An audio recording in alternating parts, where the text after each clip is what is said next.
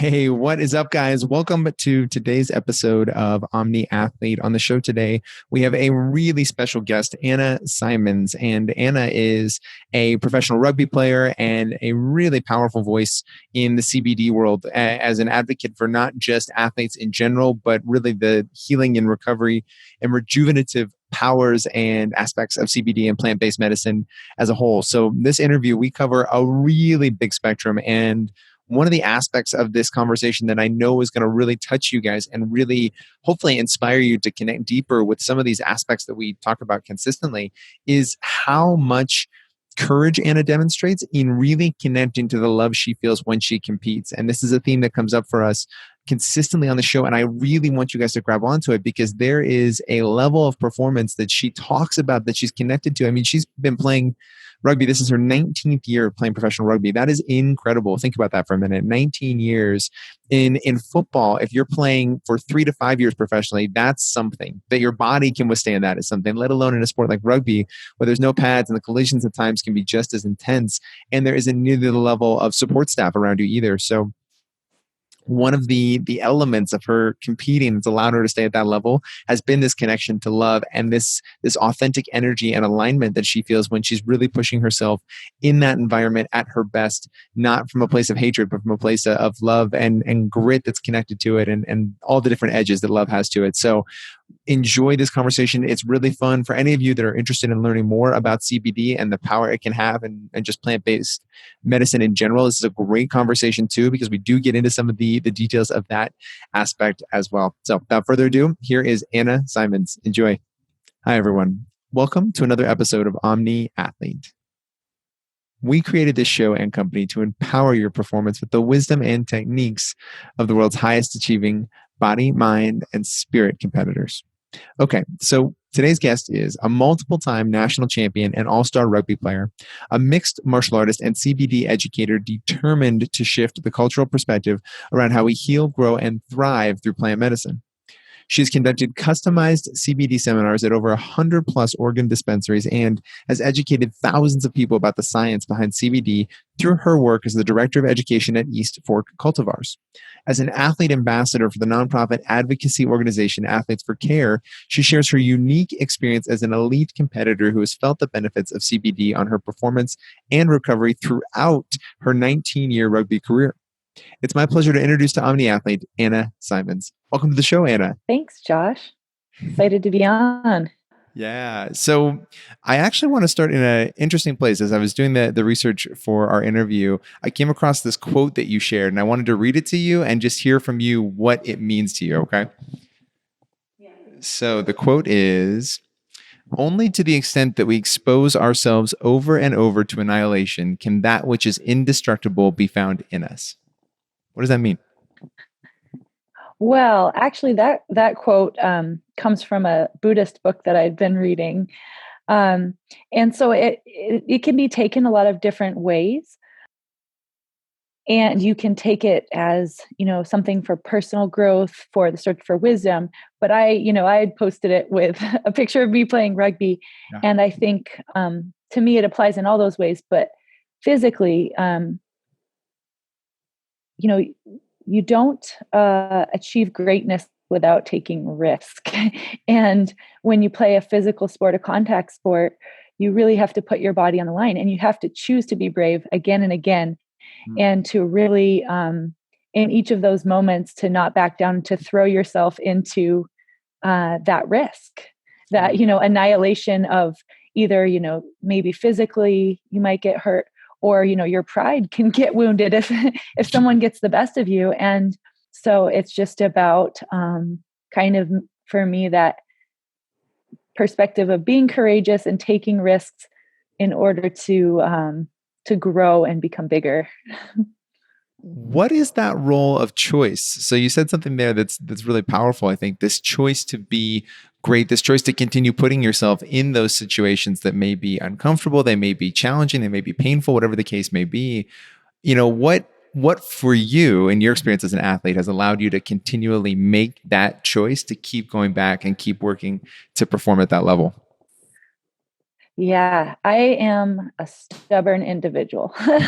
And so some of it comes down to that's just my setting. You know, I'll keep plugging away and coming back and grinding and fighting, you know, even when I feel small and I'm not good at something, I'll keep working on it. Or even when I have been, you know, rugby, this is my 19th year. So I'm very experienced, but even so, there's still a lot of opportunities for growth and a lot of ways that I want to be better. And so, and then of course, with age comes the challenge of physically, you know, Yeah. remaining at your peak and performing at the level that you always have, or even continuing to push that higher. And so, yeah, I think a lot of it comes down to just determination and being very passionate about a goal. And for me, that comes down to loving the process. You know, a lot of people, it seems like, want an outcome. So they want glory or recognition or praise or something like that, but they're not necessarily endeared to the process of getting there, which for most things is hard, and it involves sacrifice and some kind of pain. And um, for me, you have to love the process. You know, I won't say I don't care about the outcome, but that's more like an icing on the cake, for doing what you love, you know, and embracing the hardships that come with it. What was it that drew you into rugby in the first place? Oh, it just suited me from the beginning. I had been playing soccer my whole life. I was really obsessed with it. I played year round, you know, and you know, I loved soccer. I got to college and I had transferred schools, and um, I had actually started dating a guy who played on the rugby team and hanging out with him and his friends, and met these women who had just started the first women's team. And they were, you know, after me, they're like, "Oh, you're athletic. Come play rugby." And I was like, "You know, I'm on the soccer team. I just, you know, transferred and I'm giving it a shot." And you know, the soccer team was not nice. They were not friendly. The coach was really mean. It was the off season. We were just running ladders in the gym all the time to punish them for their poor performance the semester before when I hadn't been there, you know, and it Yeah. wasn't fun. And I was like, this is not what I'm here for, you know? And so I hung out with the rugby girls. We went sledding and we were tackling each other in the snow. And I was like, this is fun. These people are awesome. I was like, you know what? I'm going to quit soccer and play rugby. You know, once I experienced the physicality of it, I was like, where has this been all my life? You know, just really suited me as an athlete more so than soccer. You know, nothing against soccer, but in rugby, you can tackle people and they have to tackle you. And if they can't, then you're golden. You know, you can stiff arm people, you can run people over, you can juke them, and you can make them fall over just with your fancy footwork. You know, there's so many people have called it chess at a full sprint, right? It's a physically challenging, mentally challenging game that just, you know, it just took my heart from the beginning. So almost 20 years later, here I am still at it. It's incredible to think of that kind of career, the length of it, because of the physicality of rugby, right? Because there aren't pads, because you're moving fast, and the collisions are, at least from the outside looking in, comparable to me to a lot of football collisions, yet there's no pads. And so I'm really curious to hear from you mentally, what has it been like to really, as you said, stay focused on the process? And then if we weave this into CBD a little bit, what role has that played in helping you recover and stay primed to keep your performance where you want it to be? Absolutely. Um, CBD has been a huge help. You know, there have been some challenging years Sure. amongst that stretch. And you're right. As a collision sport, rugby is very, has inherent risk. And you just know there are going to be things that happen. You're going to get at least minor injuries every game in the form of, you know, some bruises and scrapes and, you know, being banged up in the exertion, the soreness, different ways. That's best case scenario. So that's just part of it. You get used to that. Um, but CBD has really been such an awesome tool. Again, especially as I keep, you know, the years keep taking up. As an anti-inflammatory, CBD is powerful, but it's very gentle. And so for, you know, joints and muscles, that's been key. I've had, you know, a couple surgeries, hip surgery, hernia surgery, broken bones, torn ligaments, different things over the years. And CBD really, for me, I find that it speeds healing and it promotes quality rest, good sleep, that feeling of rejuvenation. And there's all these other great parts about it too. It's a natural antibacterial. So things like getting those big abrasions, the skin is a protective barrier. It's our largest organ. And so helping the skin to heal more quickly, as well as a gentle, it's much better than like putting alcohol or some other burning thing on it you get those big scrapes. Using a CBD salve for that. The bath soaks, that's for me, that recovery is huge. After a game, I'm like pretty beat up. And so I need to get to the bath and soak it out. And, Epsom salts are great for that, but having CBD or THC as well in those takes it to another level. So I don't know if without using CBD and cannabis, if I would still be playing now, because it does get more challenging, but those have really supported between like muscle relaxation, pain relief, the rest and recovery that I need. It's been amazing, much better than over the counter, painkillers or the prescription ones by far. So talk a little bit about that rest and recovery piece, because I think what we as athletes take for granted sometimes is that if we're not conscious about really working to get into that parasympathetic state and really tone down the nervous system and consciously do that it's so easy to stay in this elevated state 24/7, even when we think we're resting, right? Even if we think we're not doing anything physically. So, and I would imagine, again, it's not the intentional theme, but this through line of how physical rugby is. I would imagine that without that recovery and being really intentional with it, your body would just stay so jacked up all the time. Well, it's true. It sounds like you've experienced this yourself, so and yeah, ideally as an athlete, you want to be one of the best abilities you can have is to go from complete rest to turning on 100% when you need it, and then straight back to complete rest. Yeah. But it's very hard, like you said, with our bodies are, biologically with the hormones and neurotransmitters and the chemicals our bodies produce, it's hard to do that. So even for me, for training, our practices during weeknights end usually around 9, but they can run late. Then you've got to get home. You got to eat. If you planned ahead, you're eating in the car, drinking a shake. If you didn't, you're, getting even later.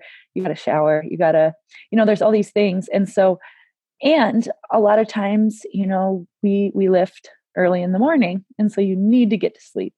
It's a must, but your body isn't having it. It's like, no, we're going, adrenaline, woo, And so for me, cannabis, definitely with CBD, is a great way to naturally calm my body down and usher it towards that restful state and just give it, the signal, as well as kind of those chemical signals, just like, okay, we're relaxing now. We're shutting down. We're going to recover and then do it all again. So, do you have any mantras that you use on a regular basis, whether it's between games, whether it's just kind of the phrase that keeps you connected to the why behind your playing and your competing? I do. This is a little funny to share. I mean, I have a few things that I'll say to myself. One thing that I always loved is a quote from the legendary rugby player Richie McCaw. He played for the New Zealand All Blacks, captained them, in legendary fashion for years. And in his memoir, he had something, he wrote a little mantra of his, which was start again.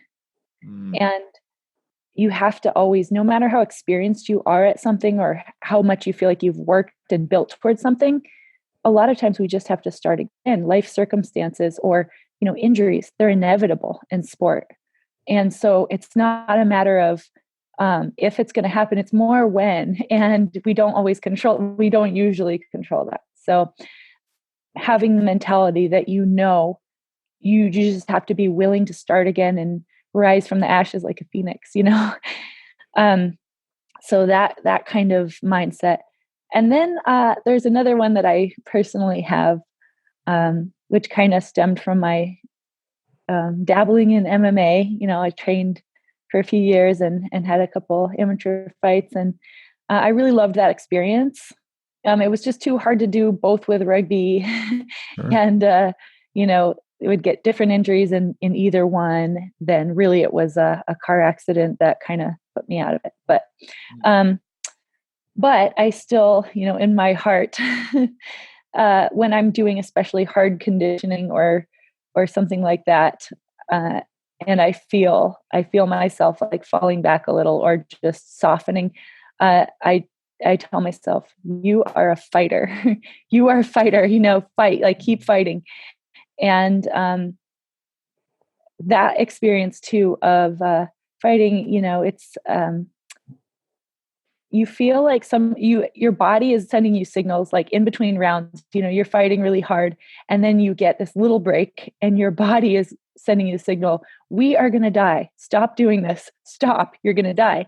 And so when you've done those things enough, and same with rugby and intense conditioning, you learn to ignore those signals because you're like, well, we're not going to die because we've done this before. And so you start to understand and you're used to the physical sensations that are very intense, and that allows you to sort of mentally overcome what your body wants, which is to stop. You're like, no, we're going to push harder.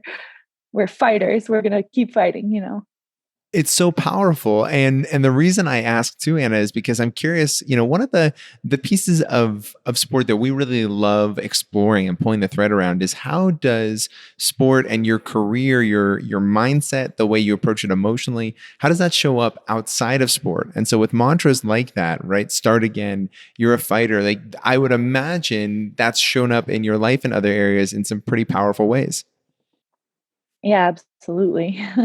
um, in your personal life, I'm sure plenty of people have gone through big life changes.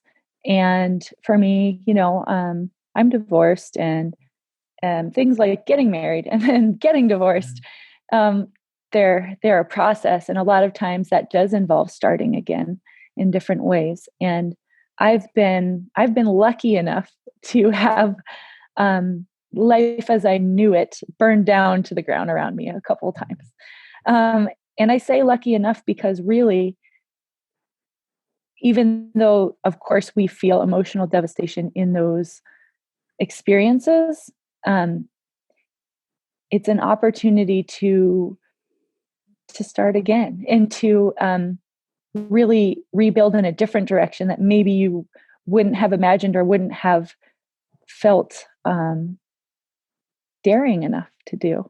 So I think for me, sport has definitely affected me positively in terms of business, being a good teammate and communication and working on all those pieces, and mindset, kind of that approach to adversity, and the will to keep going and the will to try a different path or direction, or just to rebuild yourself as something new.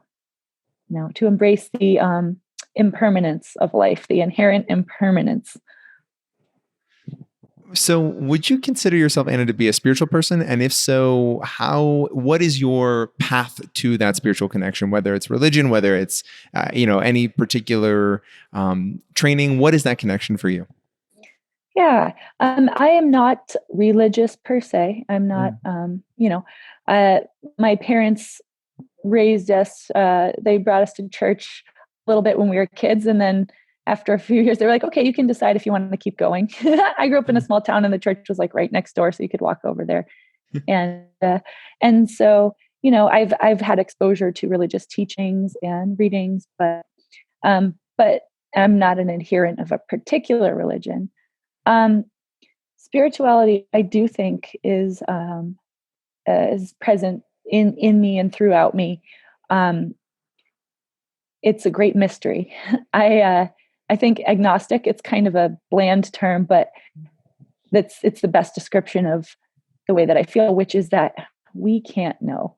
We can seek wisdom and we can pursue it, and that's important. But when it comes down to it, the universe is really a great mystery to us, and it's awe-inspiring and bewildering, and at times, very terrible. But it is this world we find ourselves in, this experience, our bodies and our um,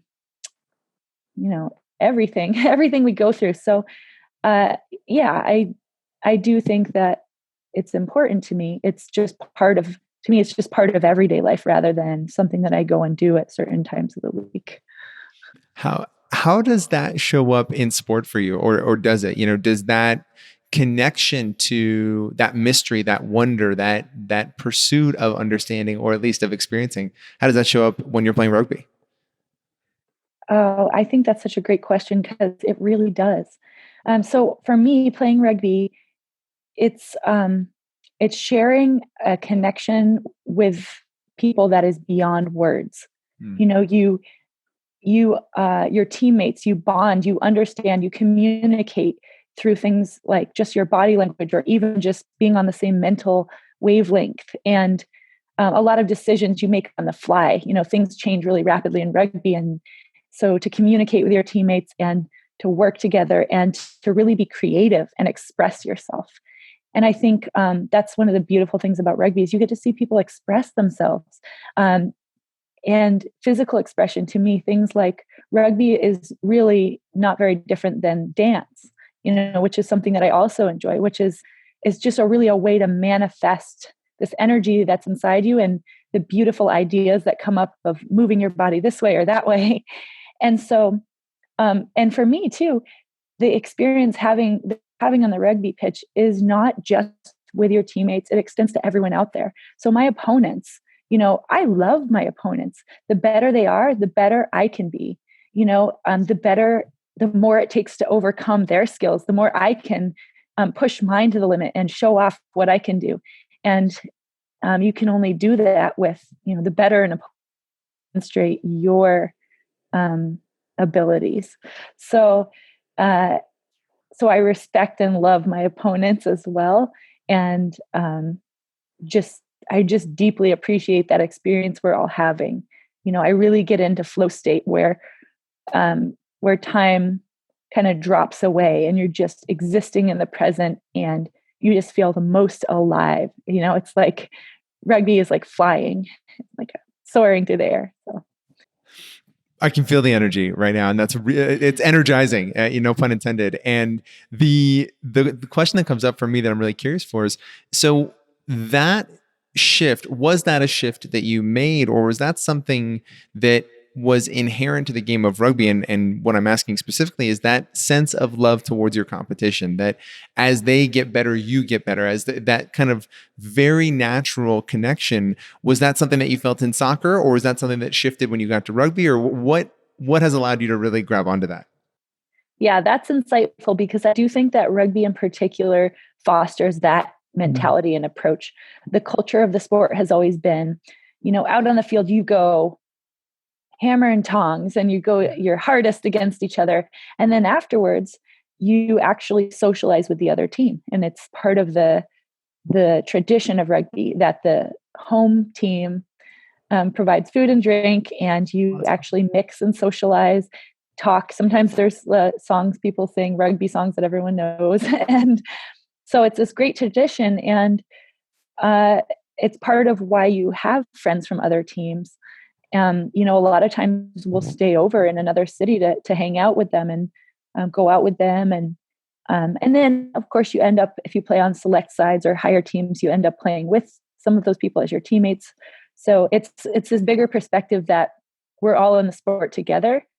I didn't feel that in soccer. In soccer, it was very normal for the teams to be like, oh, we hate those girls. Oh, we hate them. We hate them both on the field and off the field. That was my experience. Maybe people had different ones, but definitely with rugby, I felt something very unique where you're taught as you come into it, oh no, we don't look at it like that. We don't do we hate them. We hate them. we have more in common than we do differences. So I can feel the way that that's impacted both your performance and then also the way you relate to the sport, right? I mean, it seems like there's an exuberance, there's an energy connected to it for you that really makes it bigger than just, oh, I go do this thing in the evenings or on the weekends, right? It feels much bigger than that. absolutely. Rugby has just saved me so many times. Oh. When you're going through hard times personally, there is nothing better than going out there with your friends and working hard. I remember a specific time I was going through some just a really hard traumatic personal event, and it was such a relief to go to practice. And I remember doing burpees in the rain and just grinning because I was there with all my friends with nothing else to think about but doing this. And so being grateful for that. And because rugby, it's a sport, but it's also a community. We have such a close-knit community that spans the generations of players who came before us and who give back to the game. And then the young ones coming up, they're so inspiring and so much fun to watch. And so, yeah, it's really more than an activity or a sport. It's just, for me, it's this all-consuming passion. It's a real love of my life. I love that, and what I'm curious to hear more too. This word love comes up a lot in the relationship we have to sport, to how we compete. So what does that word love mean to you in the context of sport, of rugby, of competition? Yeah. It's like, it's love. We think, oh, that's all positive things, but love also is tough sometimes. And love means being there when you don't want to be there. It means giving when you don't think you have anything left to give. And it means being your best self for other people. And then also, they're there for you that way. And again, my teammates have caught me and held me, times when I felt like I was falling. And I know that we've all done that for each other. So it really is this, it's a powerful bond. It just goes beyond playing a game to really, it's this microcosm of life, that extends throughout our community and in our personal relationships. It's beautiful. Thank you, Anna. I'm serious because I think so often we try to connect love to this softer side of life, and a lot of times as athletes we experience it in a much different way. There are those elements, but it doesn't always have this softness to it. There is an edge, a grit related to it that really does bring out the best in us, even when it's hard. Yeah.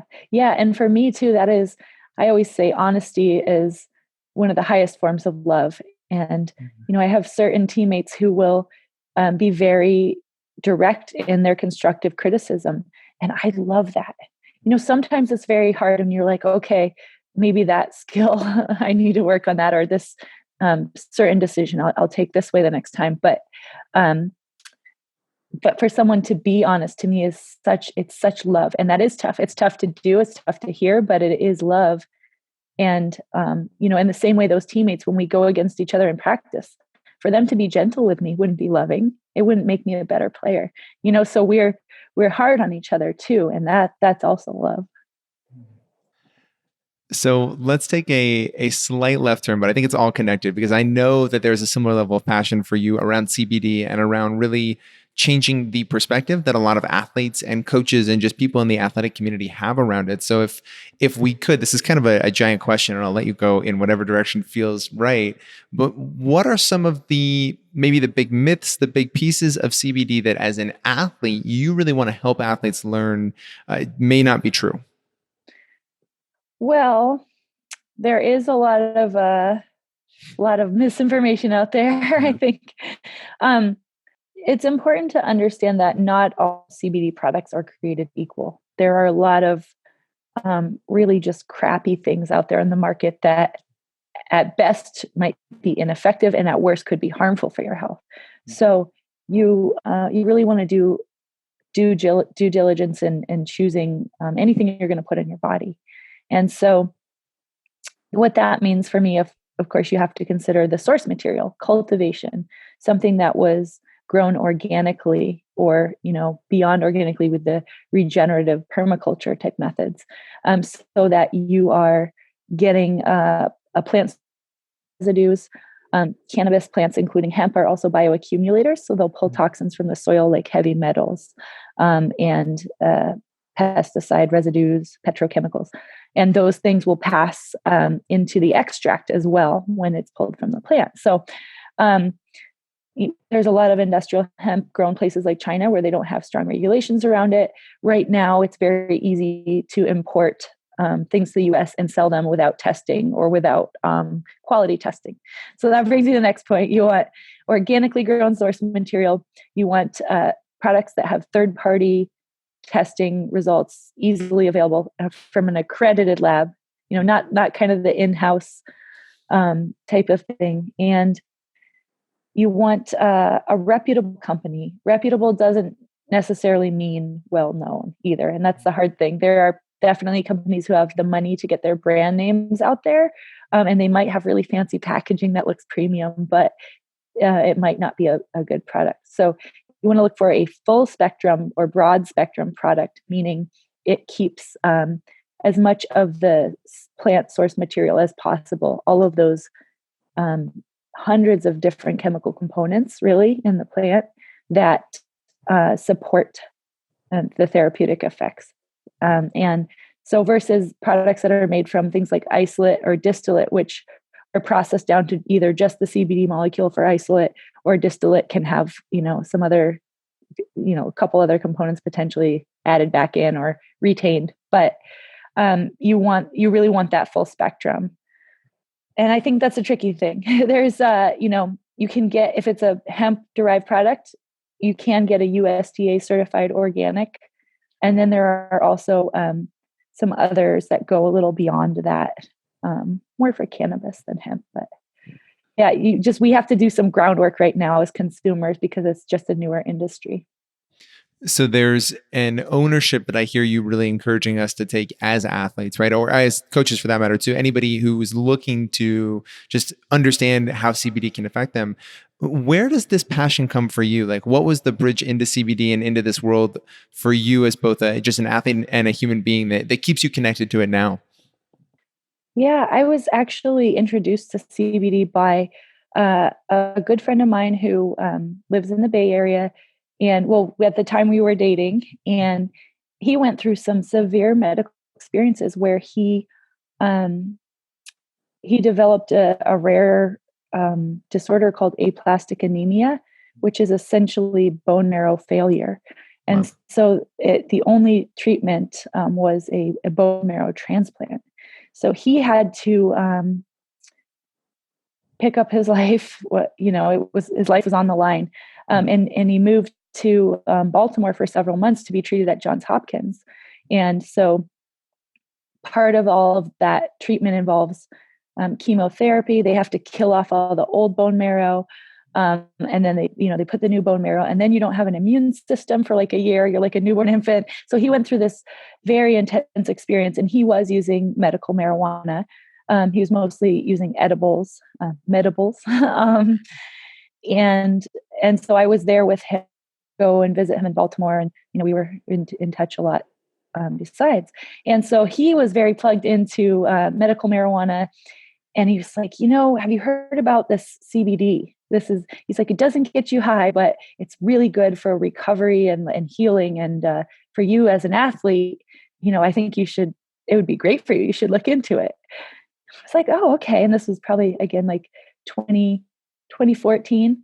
Yeah. And so I started looking into it, and it was really intriguing. And I started trying to find it, and trying it out. And at the time, it was like harder to find, could be kind of sketchy, not reliably available. There weren't a lot of choices. And so I was looking around and experimenting with CBD-rich cannabis, and also reading all the research that I could find about it, because I just thought, like, this is really fascinating, this science and understanding the plant more than we've been able to throughout Prohibition.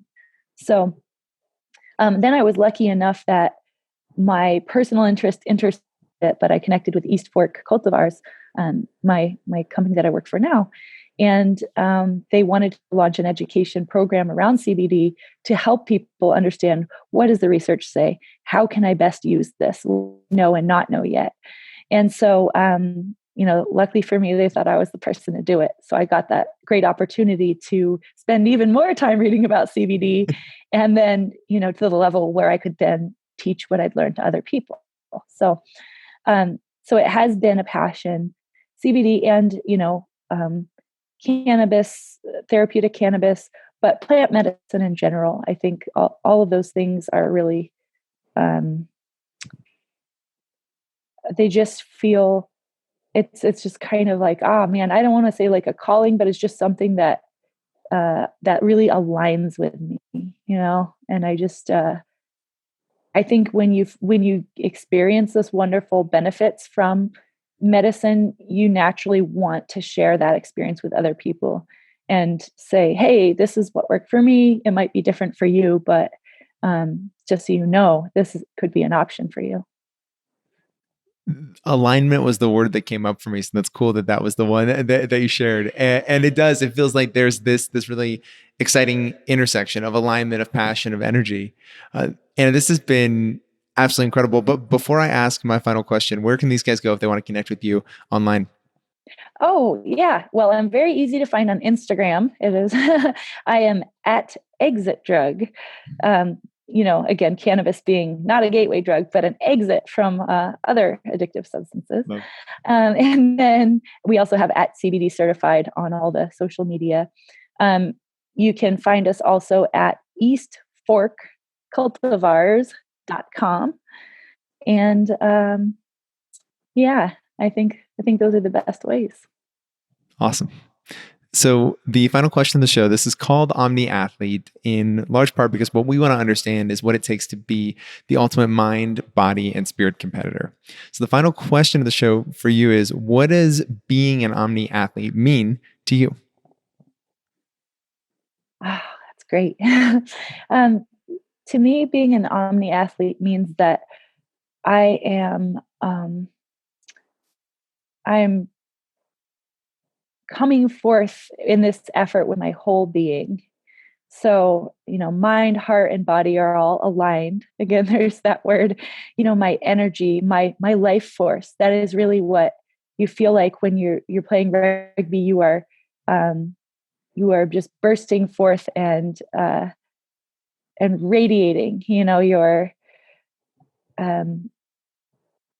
You're all one. There's no separation between your heart, your mind, your body, your spirit. You're unified and you're radiating that energy. That is amazing. Thank you, Anna. Thank you so much for being on the show too. Oh my gosh, guys, go check out what Anna is producing in terms of content, what they're doing at East Fork Cultivars.